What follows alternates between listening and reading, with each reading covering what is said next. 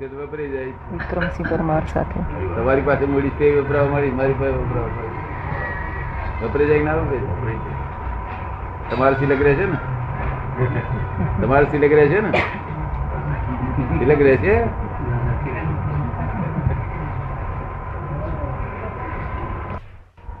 ઘેર દહીં વલોઈ માખણ કાઢ કરે નહીં કરતા, કોઈ કઈ ઉકેલ આવતો નથી. આ સંસાર નું માખણ કાઢે ત્યારે ઉકેલ આવે, સંસાર વલોઈ ને માખણ કાઢે ત્યારે ઉકેલ આવે, નથી ઉકેલ આવે. વલોવા મળે છે કે નહીં? ભાઈ પૂછે છે સંસાર ને વલોવો કેવી રીતે?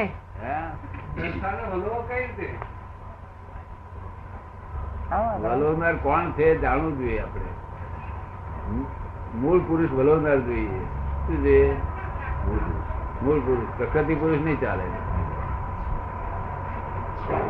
મૂળ પુરુષ એટલે પોતે શુદ્ધાત્મા થઈને ભાનપૂર્વક શુદ્ધાત્મા થાય. એમ બેભાન પણ આમ શુદ્ધાત્મા શબ્દ બોલે એનો દાડો દ્વારા ને, એ તો ભાન હોવું જોઈએ. અદ્રશ્ય ને દ્રશ્ય કરેલું હોવું જોઈએ.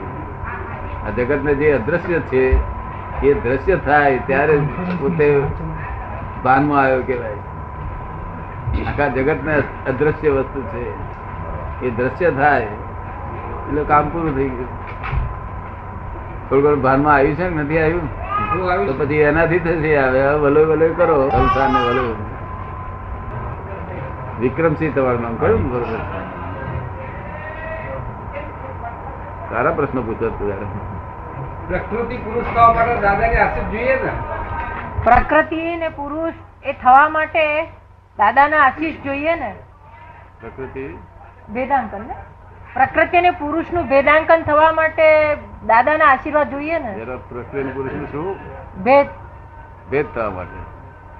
હા, એ તો જેને ભેદ કરેલો હોય ત્યાં આપણે જઈએ તો કામ થાય. આપણું જે પોતે પ્રકૃતિમાં રહેતો હોય આપણે શું ક્યારે કામ થાય છે? પોતે પ્રકૃતિમાં રહેતો હોય, પ્રકૃતિને જ પોતાના હાથમાં માની લીધો છે, ત્યાં કામ જ થાય ને. એટલે જ્યાં આગળ ભેદ પડેલો હોય, આત્મ સ્વરૂપે થયા હોય ત્યાં આપણું કામ થાય ને થાય નહીં.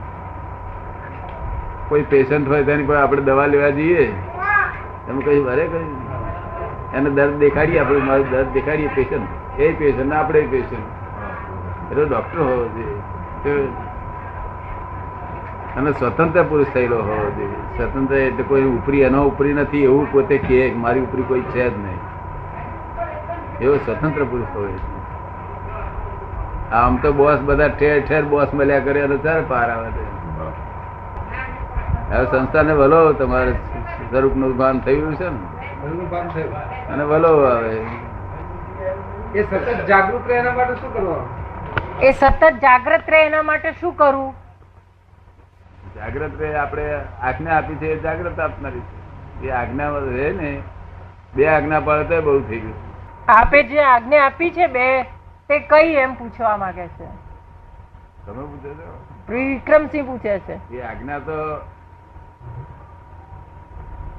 જેને ડોઝ દીધો હોય ને દવાનો તેને આપીએ છીએ.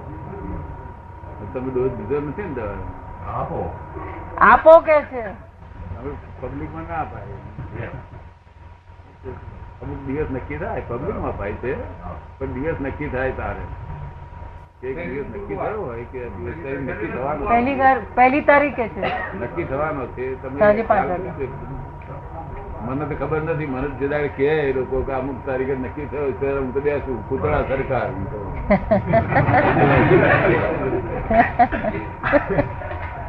આ બધા કિંગ મેકરો અને હું કૂતરા છું.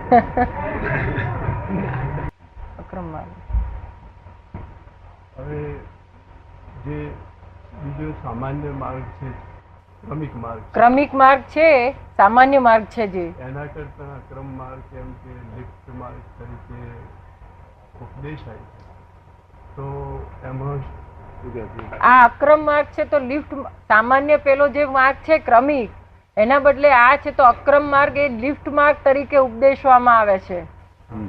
તો એમાં શું એમ કે લોકોના પરિશ્રમ કરવાનો એમ કે શ્રદ્ધાનો અભાવ છે?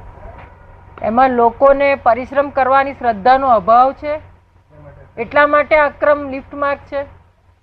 લોકોને શામાં પરિશ્રમ કરીને ક્રમિકતાથી આગળ વધો. પરિશ્રમ તો બહુ કરે છે, પણ અત્યારે ક્રમિક માર્ગ એનું બેઝમેન્ટ સડી ગયું છે, બેઝમેન્ટ જ સડી ગયું. એટલે આ મેરે ઉદય આવ્યો છે. ક્રમ માર્ગ શું થયું છે? ઉદય આવ્યો છે. આ મેં મારું પ્રરૂપડા નથી, આ મારી મારફત ઉદય આવેલો છે. અને તે અપવાદ માર્ગ છે. આ કાયમ માટે ધોરી રસ્તો નથી. આ ધોરી રસ્તો ક્રમિક માર્ગ છે. બરાબર. ક્રમિક નું બેઝમેન્ટ સડી ગયું છે. હવે આપનો ટેકો આ ક્રમ માર્ગને ખસી જાય એ પછી આ ઉભો રહેશે. આપનો ટેકો આ અક્રમ માર્ગનો ખસી જાય ત્યાર પછી આ ઉભો રહેશે. આ ક્રમમાંથી ક્રમમાં આવી જશે. આ ક્રમ જે સડી ગયું છે બધું ખલાસ થશે, તૂટી ફાડીને ખલાસ થઈ જશે, ફ્રેક્ચર થઈ જશે. આ અક્રમમાંથી ક્રમમાં આવશે. એટલે મુખ્ય માર્ગ ક્રમિક માર્ગ. એટલે મુખ્ય માર્ગ ક્રમિક માર્ગ છે. મૂળ અસલ માર્ગ આવી જશે. જે હતો તે મહાવીરના વખતમાં હતો તે માર્ગ આવી જશે. આ તો સડી ગયેલો માર્ગ છે. કોઈ માણસ સંકેત જ પામતો નથી. પણ એક આ જે દુનિયાની અંદર આ નાનું આપણું જૂથ હોય એ આખા એમ કે ક્રમિક માર્ગને કેવી રીતે સુધારી શકશે? આપણું આ નાનું જૂથ હોય અક્રમનું, તે આખી દુનિયાને ક્રમિકને કેવી રીતે સુધારી શકશે? પાંચ જ માણસ સુધારી શકે. અરે એક જ માણસ તદ્દન સત્ય પ્રેમ નિર્ભય પ્રેમ રાખતો હોય, એક જ માણસ આખા જગતને હલાવીને ખલાસ કરી નાખે. નિર્ભય પ્રેમ જોઈએ. શું જોઈએ? પ્રેમ નિર્ભય જોઈએ. આપને સમજમાં આવે છે ને? હાલ કઈ જૂથ વાળા કશું કરી શકે નહીં. જૂથ તો છે અબજ માણસો છે ક્રિશ્ચિયન ના, અને ઘણા વખત ક્રિશ્ચિયન હિન્દુસ્તાનમાં કરવા માંગે છે. કશું વળે નહીં.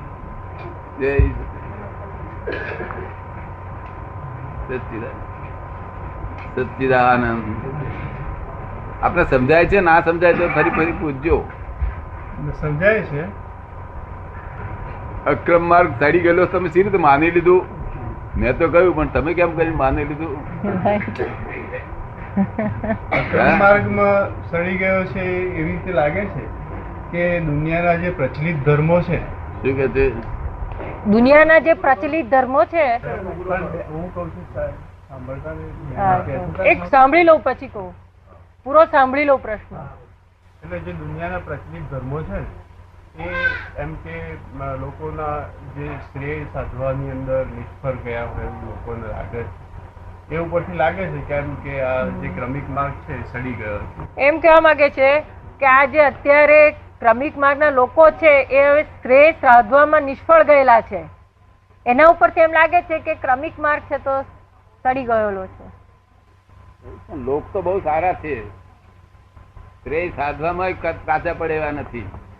પણ આખું મૂળ સડી ગયું છે. હવે શું થાય? ઝાડનું ઉપર ડાળા બાળા બધા સુકાવા જ મળે. પડે ને એ શું સડી ગયું છે? હું કહેવા માંગુ આપને કે મન ક્રમિક માર્ગ ક્યાં સુધી ચાલે? મન વચન કાયા એકાત્મ યોગ હોય ત્યાં સુધી ક્રમિક માર્ગ ચાલે. મનમાં જેવું હોય એવું વાણીમાં બોલવામાં આવે, એવું વર્તનમાં કરવામાં આવે ત્યાં સુધી ક્રમિક માર્ગ ચાલે. નહીં તો ક્રમિક માર્ગ ફ્રેક્ચર થઈ જાય. હવે શું છે દાદા કે માર્ગ હોય અને માર્ગ ઉપર ચાલનારા હોય. હવે સડી જાય તો સમજો કે ચાલનારા સડી જાય, તો માર્ગ કેવી રીતે સડી જાય? માર્ગ જ સડી જાય ને. જ્યાં ચાલનારા સડી ગયા તો માર્ગ સડી જ ગયો. હંમેશા ચાલનારા જો સાઈડ ચોખ્ખા હોય તો માર્ગ ચોખ્ખો હોય. એટલે જે કઈ દોષ ઉભો થયો માર્ગ છે ચાલનારાઓમાં થયો. એટલે દોષ ઉભો થયો છે જે કઈ એ ચાલનારા મત છે. માર્ગ તો બિચારો ચોખ્ખો જ છે. માર્ગ તો કોઈ દાડો મેલો થતો જ નથી. જો ચાલનારાને વાંકું દેખાય છે, અવરું દેખાય. કારણ કે મન વચન કાયા એકાત્મ યોગ કોઈ જગ્યાએ જોવામાં આવે છે. મનમાં કર્યું વિચારેલું વાણીમાં બોલવામાં આવે ને એવું વર્તનમાં જ કરવામાં આવે જોવામાં આવે છે. બહુ ઓછા નહીં. ભગવાન મહાવીર ના વખતમાં તેવું હતું. શું હતું? લોકો મને પૂછે કે શું લુચ્ચા લોકો નહોતા?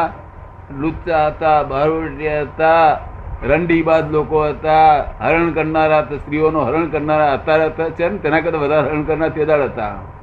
બરાબર ને? બધા લોકો હતા, પણ બધા મન વચન કાયા એકતા વાળા હતા. શું હતા? પેલો હરણ કરનારો હોય ને તે કહી દે કે હું તમારી છોકરીનું હરણ કરી દેવાનું છે એવું કહી દે. તમે કહો ને.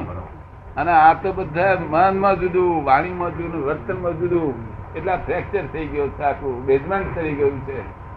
એટલે મહારાજ જૈનના સાધુઓ મને પૂછે છે કે કેમ આ તમે જુદો કાઢ્યો?